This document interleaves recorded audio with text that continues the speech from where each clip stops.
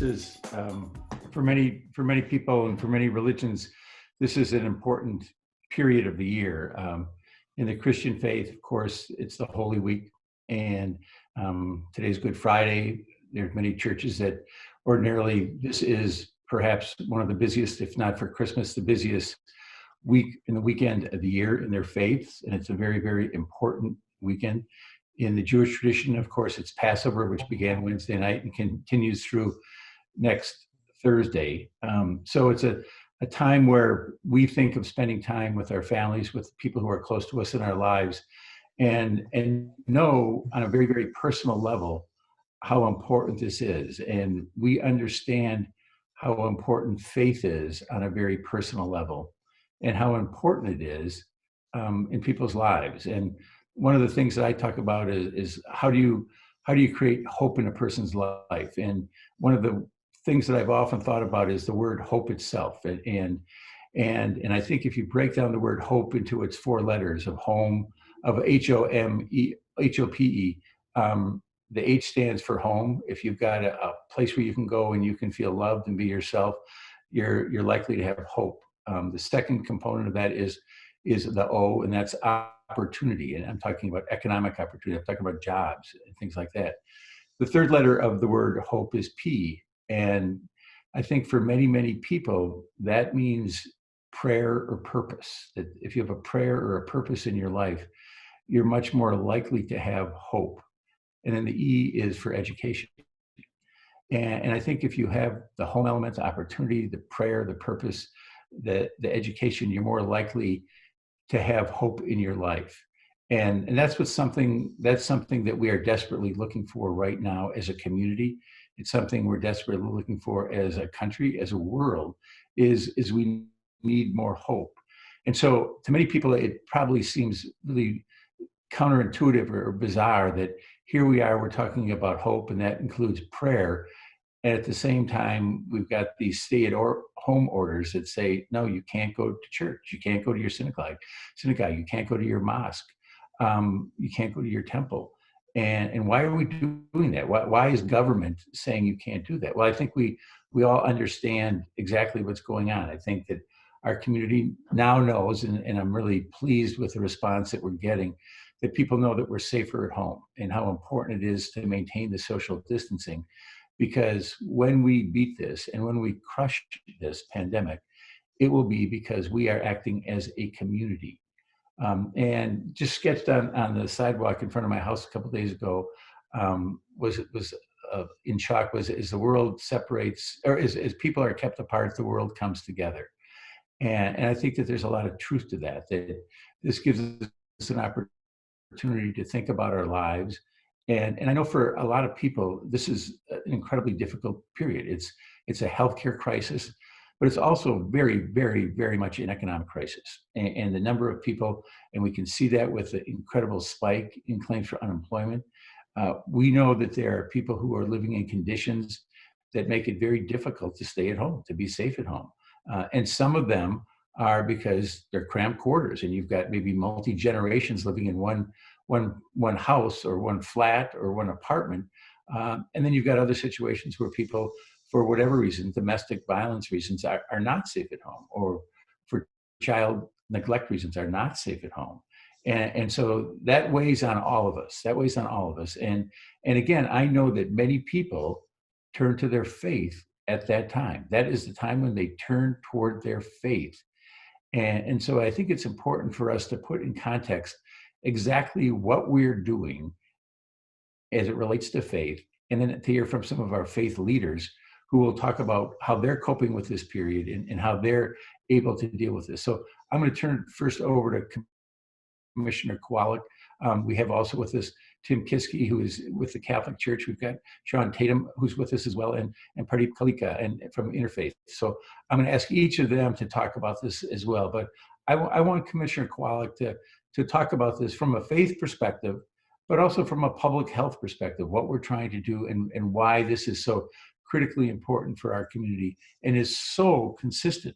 I believe what we are doing, whether you're a Christian, whether you're Jewish, whether you're a Muslim, any religion, I think what we are doing as a community is consistent with the faith beliefs underpinning each one of those faith.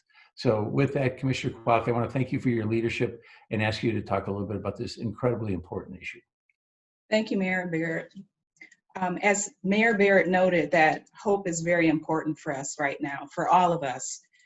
It's what's going to pile us or enable us to move through this difficult time. And I want to also just highlight that this is a weekend for many of us that represents sacrifice. So what we're doing as a community, as a state, and many parts of the country is sacrificing what we are accustomed to doing and what we normally like to do and what we're comfortable with for the future. So COVID-19 is a disease that's threatening our way of life. It's taking many of our loved ones. It's causing disability in many of our people. And as you know, that there's new data now showing disparities, that there are African-American people, my community, that continue to suffer from this disease all across the country. So again, this is about sacrifice and delayed gratification or satisfaction. So the Safer at Home order, which was issued by the governor a couple of weeks ago, created some clarity related to essential or exemptions for essential types of businesses and services. Religious organizing and groups were included in that Executive Order 12, but the difference there is there was a limit on the number of people that can congregate. We know that COVID-19 can move through a group of people very quickly. For instance, Chicago released information yesterday about their initial case of COVID-19 and how this person went to a birthday party and a funeral, and how just by hugging other people infected them, and some of these people passed away from COVID-19. And we know in religious services, we like to greet one another, sign of peace, hug one another. And unfortunately, we don't know if we're infected or not. So making sure you're not exposing yourself to other people is extremely important right now to help us snuff COVID-19 out. The limit again is 10 people. So the 10 people need to be apart 6 feet. We call that social or physical distancing. The governor's order also allows a church or a religious service to have multiple services, smaller services, to bring people together. So I have seen some where they're doing like every 90 minutes, they're having like a 1-hour service and then cleaning in between each one. That is totally acceptable. I've also seen where religious groups are able to bring together, say, the praise and worship team or some of the ministers or priests or leaders to broadcast service out using YouTube, Facebook Live, or other types of technology, which is totally okay. But again, making sure that there's this distance between one another and that there's enhanced cleaning, which is really, really important to help protect others from the virus. And then lastly, the governor released some clarification. So there were questions about drive-in and drive-through services. Unfortunately, we know not everyone has a car. So this is also a limiting factor for people that don't have their own vehicles. But he did say that meeting in the parking lot in your cars, and there not being any, getting out of your cars and celebrating or doing anything like that is okay. So again, there's no limit on that if you're meeting in an open space outdoors, but the limit of 10 people is definitely required for indoor because we know how quickly COVID-19 can spread. So again, this is about sacrifice. We know that the timing is not ideal right now for many of our faith community members and leaders, but using technology enables us to stay together and stay connected. And if you do choose to bring smaller groups together, making sure you're enhancing or reinforcing the cleaning and sterilizing in between groups and that people are 6 feet apart from one another. Again, I just want to encourage everyone that we need hope and we need to lead by example. This is a very uncertain time, but we're going to get through it. So thank you for your leadership, your optimism, and evoking hope in our community. Thank you. Thank you, Commissioner. Father Tim? Yes, Mayor. Good morning. Good morning. If you can talk Thank. a little about from your perspective Oh, great. and what you're seeing with your churches, and any words that you can share with people who follow the Catholic faith, and how you're dealing with this at this. Yeah. Thanks, Mayor. Thanks, Commissioner. Thanks to my fellow people there. This is an odd way to talk. I wish we were all out having a coffee. But Mayor, I appreciate your comment in terms of the language we're using. I love the word, obviously, the word hope. One of the words that I'm really pushing with folks these days, especially being in some of the most densely populated parts of the city, in downtown and East Side and River West, the word I'm using a lot is patience. Patience is a great word. It's one of my favorite prayers. Lord, please make me patient right now. But patience comes from a Latin word patior, and it's interesting, the root. Patience is the root. Patior means to suffer. That in our suffering, especially on this Good Friday for us of the Christian dispensation, but for anyone knows that you can't have the positive sometimes without the negative. And so I'm praying that we can suffer through this together. And as a religious leader, especially in terms of our Catholic dispensation, we know that the common good is such an important part, not just as Catholics, but the common good of humanity. And so really encouraging my folks to just really stay at home. I think that's a really important thing. Just because you can go out does not mean you should go out. And so, for example, in all of this, we have been, as the Commissioner said, we've been YouTubing, we've been live streaming. If you go on and put anything in terms of our church, there's any number of ways that people can participate at home. But I also think it's a chance for us in the immediate family, what we call the domestic church, kind of amongst ourselves, to find a way to face the suffering as Christ faced the suffering on the cross, to bring that hope to the world, but to realize that we have to get through this, and we have to do it together, and we have to do so wisely and prudently in order to bring about an end to the pandemic, but also what I believe is going to be maybe a new to do as a community. So thanks for letting me speak a little bit, but I assure prayers for the city and prayers for all our healthcare workers, prayers for all those people who are trying to keep our grocery stores, stocked, and also to remember especially the vulnerable, the homeless. The Archdiocese is hopefully responding, as much as we can to help those who fall through the cracks. Thank you very much. Pastor Tatum, you are on mute. If you can unmute yourself there, Pastor. Okay, there you go. Thank you for joining us. Thank you. I appreciate you, Mayor, for this opportunity, but I appreciate the words that you used this morning concerning hope. I think at this time, the story of Christ, the story of his life, his death, burial, and resurrection is a sign of hope that we all need.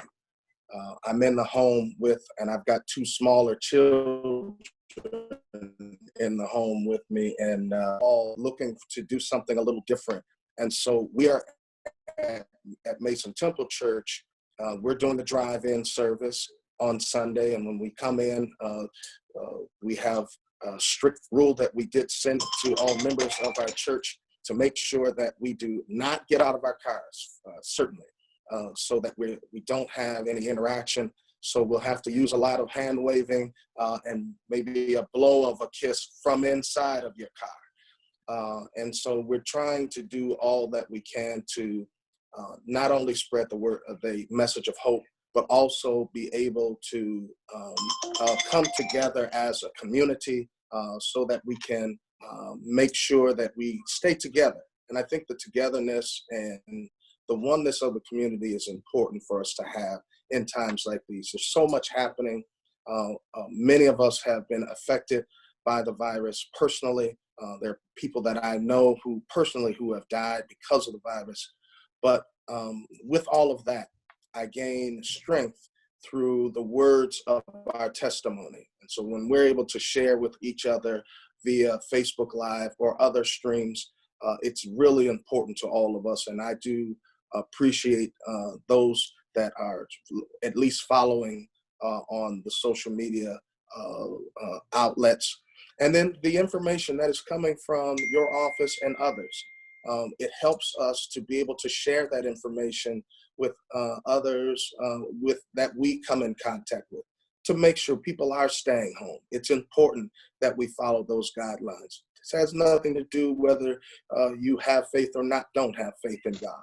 but it's really about just using some good common sense. And so I think it is a great opportunity this Sunday. The weather, I'm praying for some cooperation with the weather. So Father Tim and maybe others, you can help me with that prayer that we Will can do, get brother. maybe a little window. There's no snow, no rain, just a few clouds, but that'll be okay. But if we could just get that opportunity just for that period of time, I think it's going to be a great thing for everyone. So thank you again.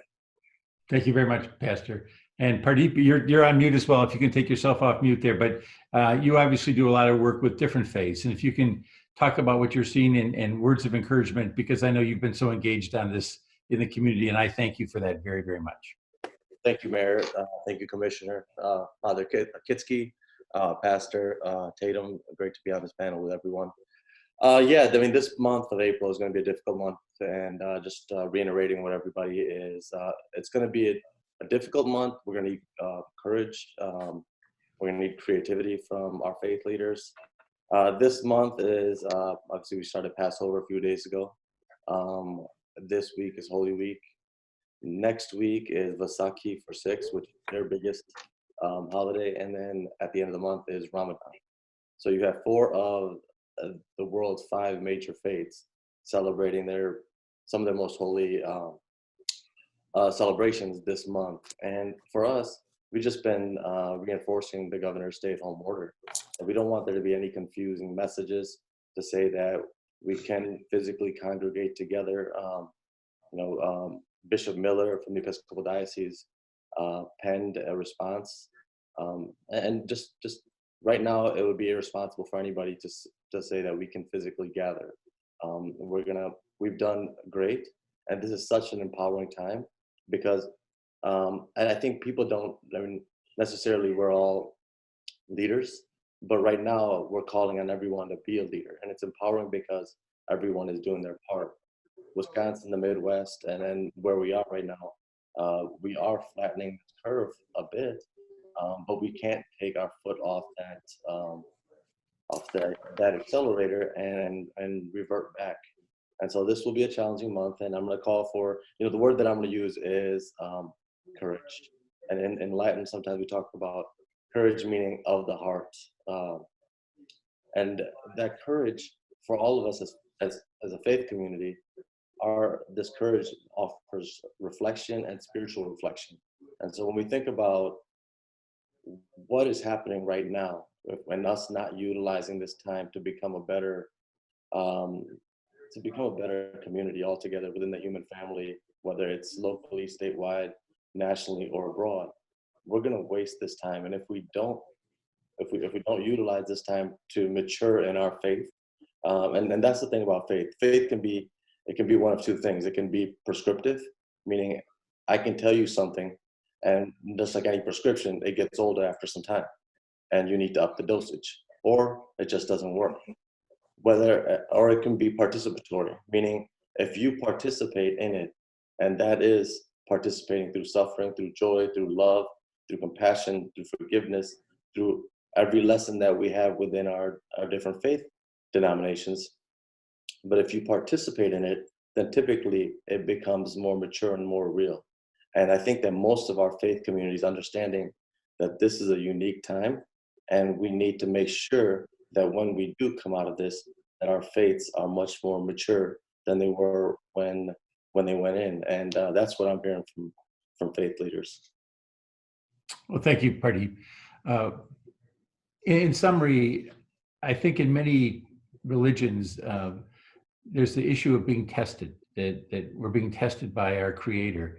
And in a sense, maybe that's what's going on here. I don't know, but we clearly are being tested. We're being tested as a world, we're being tested as a country, we're being tested as a community.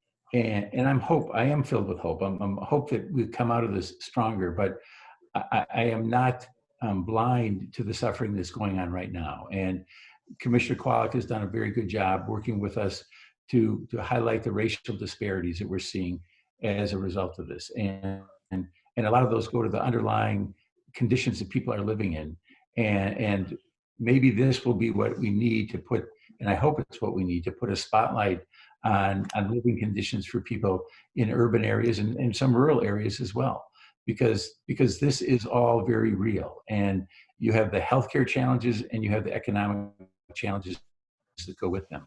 But let's come together as a community and let's do what we can to deal with this. I see there's a question, I think, here for Commissioner Kowalik. Mary Jo Ola, if you have a question for Commissioner Kowalik, go ahead. Oh, hi, sorry. This is my first time doing this. My question for the commissioner is, what can you tell us about the 4 sisters who tested positive for COVID-19 at Our Ladies of the Angels Convent? I believe one of the sisters died, unfortunately, a few days ago. So just looking for some insight, any concern you may have about the spread and what's going on with that situation. Well, I don't have details about that specific situation, so I can't report on that right now. Honestly, though, when it comes to fatalities, people that unfortunately are losing their lives to COVID-19, once that information is revealed through the medical examiner report, then we're able to discuss it. But up until then, we do not provide any details because once someone passes away, then the HIPAA certifications and requirements are lifted. That's why you won't hear us speaking about very specific information, because we're trying to honor the federal guidelines for confidentiality related to healthcare.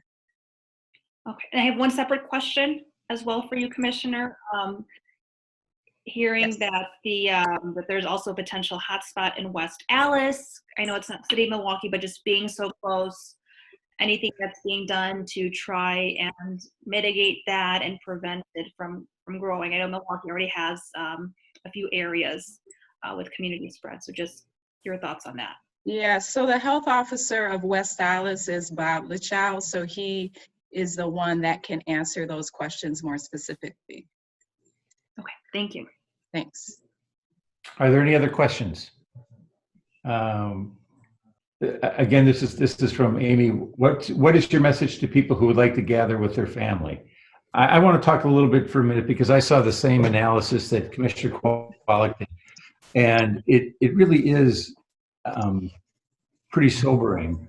The analysis she talked about was the super spreader from Chicago that the CDC has just reported on in the last 24 hours. One of the main driving forces as to what happened in Chicago, and it was a man who attended a funeral, and as the commissioner said, as many people do at funerals, hugged people, greeted people warmly. Several days later, he attended a birthday party, and I think there were 3 deaths that came out of those 2 events. And so I think our human reaction is, oh, this is my family. This is where I'm safe. We go to our families to be safe. We want to be with our families to be safe. And so again, it's so counterintuitive to think, oh my goodness. But I think that's the challenge. And one of the first stories I read was actually a family out of New Jersey, 74-year-old matriarch, 11 kids. They would get big Italian family. They'd get together every week for dinner, and they came together for a Thursday night dinner.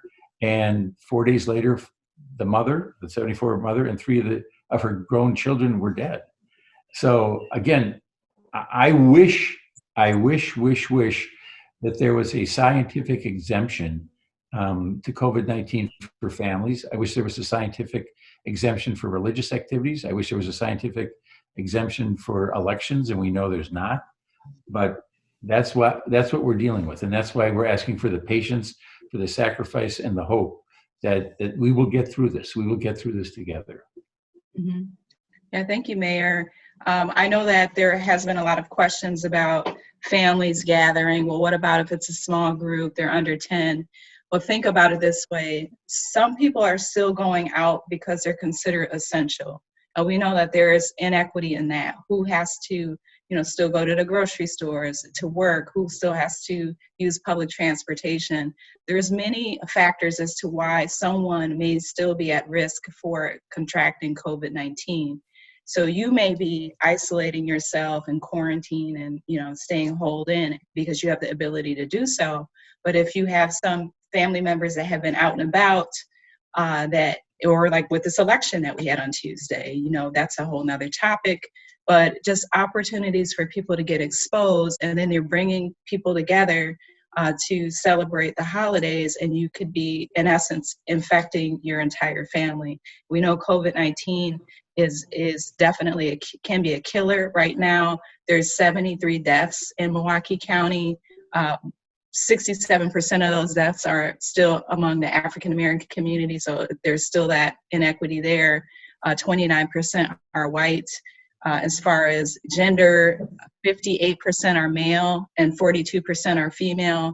And then as far as age, the majority of people that are perishing due to this virus are over 60 years old, mainly people over or in their 70s. That's about 36% of the fatalities right now.